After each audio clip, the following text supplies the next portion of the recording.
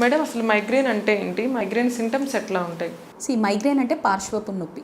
ఒక పక్కన ఎటు పక్కన ఉండొచ్చు, ఎప్పుడు ఒకే సైడ్ ఉండాల్సిన అవసరం లేదు. నరం కొట్టుకుంటున్నట్లు, ఇప్పుడు మన నరాలు ఎలా కొట్టుకుంటాయి, రక్తనాళాలు అలా కొట్టుకుంటున్నట్లు పల్సటైల్ హెడేక్. దాంతోపాటు చాలా ఇరిటేషన్, లైట్ని చూసినా, ఏదైనా సౌండ్స్ వినిపించినా, పెద్ద పెద్ద టీవీ సౌండ్స్ విన్నా కానీ చాలా చికాకు, కొంతమందికి వామిటింగ్స్, అలాంటి సిమ్టమ్స్ ఉండి ఆ రోజు ఇంకా ఎవరు మాట్లాడకుండా ఒక క్లోజ్డ్ డార్క్ రూమ్లో ఒక్కరే పడుకొని లేస్తే రిలీఫ్, ఓ టాబ్లెట్ వేసుకొని పడుకొని లేస్తే రిలీఫ్. ఇలాంటి సిమ్టమ్స్ మైగ్రేన్లో చూస్తాం. ప్రతిసారి పని చేసుకుంటున్నప్పుడు కానీ, నిద్ర లేకపోతే, ముందు రోజు రాత్రి నిద్రపోలేదు, తినలేదు, తలస్నానం చేసినప్పుడు కానీ, అలా కొన్ని ట్రిగర్స్ ఉంటాయి. ఒక రకమైన ఫుడ్ తిన్నప్పుడు కానీ, చాక్లెట్స్ తిన్నప్పుడు కానీ, అట్లా ఒక్కొక్కరికి ఒక్కో రకంగా, అందరికీ అన్నీ ఉండాల్సిన అవసరం లేదు. సో ఒక్కొక్కరికి ఒక్కో రకమైన సిమ్టమ్ తోటి ప్రజెంట్ చేస్తారు. అంటే కొంత మోతాదులో మెడిసిన్ వాడి ఆపేయవచ్చు, లైఫ్ లాంగ్ అయితే వాడేయాల్సిన అవసరం అయితే లేదండి. ఇది కూడా కొంచెం ఫెమిలియల్, ఇంట్లో ఉంటే జెనెటిక్గా ఫెమిలియల్గా మదర్కి ఉంటే వీళ్ళకి వచ్చే అవకాశం ఉంది. ఓకే, ఇది కూడా వంశపారంపర్యంగా వచ్చే ఖచ్చితంగా రావాలని లేదు, ఫ్యామిలీస్లో చూస్తాం. It might run in families, అంటే పేరెంట్స్కి ఉండొచ్చు, పిల్లలకి రావచ్చు.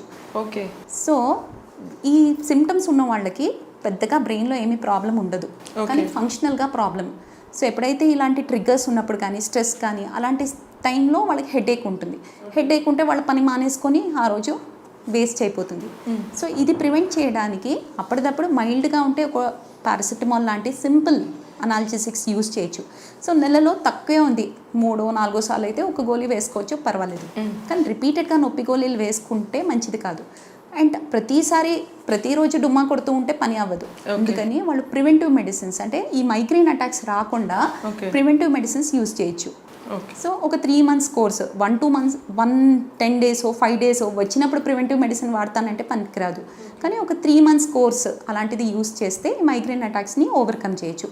ఇందులో చాలా అడ్వాన్స్మెంట్స్ ఉన్నాయి. ఆ పేషెంట్కి ఏది సూట్ అవుతుంది, అలా చిన్న చిన్న మెడిసిన్స్ నుంచి బొటాక్స్ ఇంజెక్షన్ వరకు రకరకాల ట్రీట్మెంట్ పేషెంట్కి ఏది సూట్ అవుతుంది, తన కండిషన్ బట్టి, తన బాడీ వెయిట్ బట్టి కొన్ని మెడిసిన్స్ అట్లా సెలెక్ట్ చేసి డాక్టర్ డిసైడ్ చేసుకొని ఇస్తారు.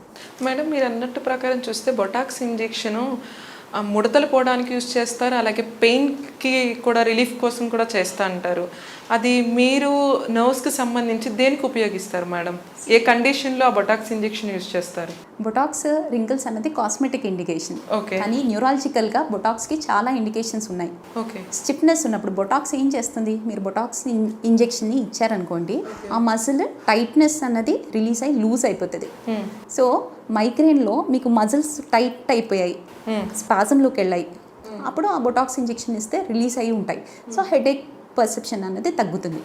అలాగే కొంతమందికి స్ట్రోక్ తర్వాత, అంటే పక్షవాతం వీటి తర్వాత కంట్రోల్ అన్ని టైట్ అయిపోతాయి. అలాంటి వాళ్ళకి ఆ పెయిన్ తగ్గించడానికి, కొంచెం రిలీజ్ చేయడానికి, వంకరగా పోతున్న పేషెంట్స్కి కంట్రాలు మరీ టైట్ అయిపోయి వంకరపోతున్నప్పుడు, పెయిన్తో కూడుకున్న కండిషన్స్కి ఫిజియోథెరపీని ఫెసిలిటేట్ చేయడానికి, అంటే ఈజీ చేయడానికి బొటాక్స్ ఇంజెక్షన్స్ యూజ్ చేయొచ్చు. సో ఇవి some of the conditions. Like and subscribe Eagle Health and Beauty.